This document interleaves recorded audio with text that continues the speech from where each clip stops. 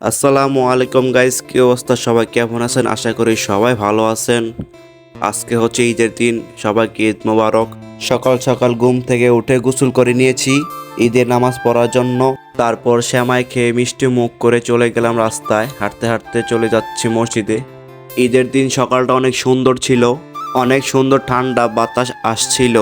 দেন মসজিদের সামনে চলে আসছি, আর দেখে আপন চলে আসছে, আর বাইস্তাসিয়া মসজিদের মিনারের লাইটিং দেখতেছিল। আমরা সবাই চলে গেলাম মসজিদের দ্বিতীয় তলায়। আমরা সবাই আস্তে আস্তে মসজিদ ভরে গিয়েছিল নিচের তলা, আর দ্বিতীয় তলা পুরোটাই খালি ছিল।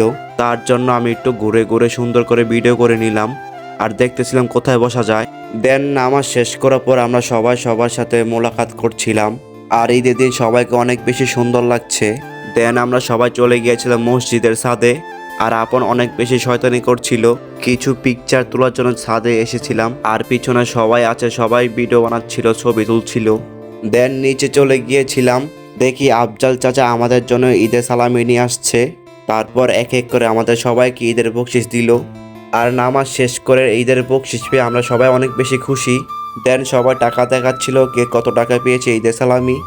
দেন একটা রিলস ভিডিওর জন্য সবাই আমার টাকাগুলো সামনে নিয়ে আসছিলাম, আর টাকাগুলো দেখাচ্ছিলাম, আর সবাই অনেক বেশি খুশি।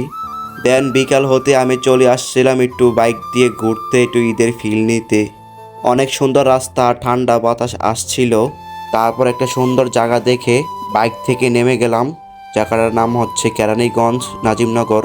দেন রাস্তা থেকে নিচে নেমে গেলাম, নিচে নেমে দেখে অনেক সুন্দর একটা লেক, আর অনেক বেশি মানুষ ছিল, সবাই পিকচার এবং ভিডিও করছিল। আর আজকের ওয়েদার অনেক বেশি সুন্দর ছিল। আর রাত হতে না হতে চলে গিয়েছিলাম বাসায় এসে ফ্রেন্ডদের সাথে আবার ঘুরতে বের হয়ে গেলাম। এখন আমরা যাচ্ছি পুলিশ টাউন, অ্যাঞ্জেল সিটি। রাস্তা দেখতে দেখতে চলে আসলাম অ্যাঞ্জেল সিটির ভিতরে, আর আমরা সবাই অনেক বেশি এনজয় করছিলাম, কারণ ঈদ নাইট ছিল তার জন্য।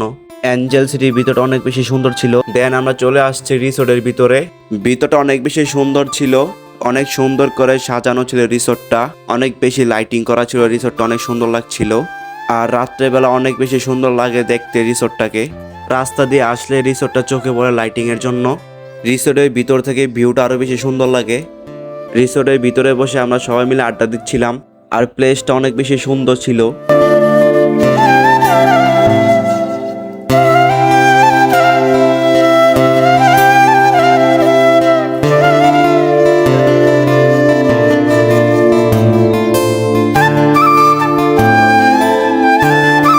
বাহির থেকে চলে আসলাম ভিতরে কিছু খাওয়ার জন্য।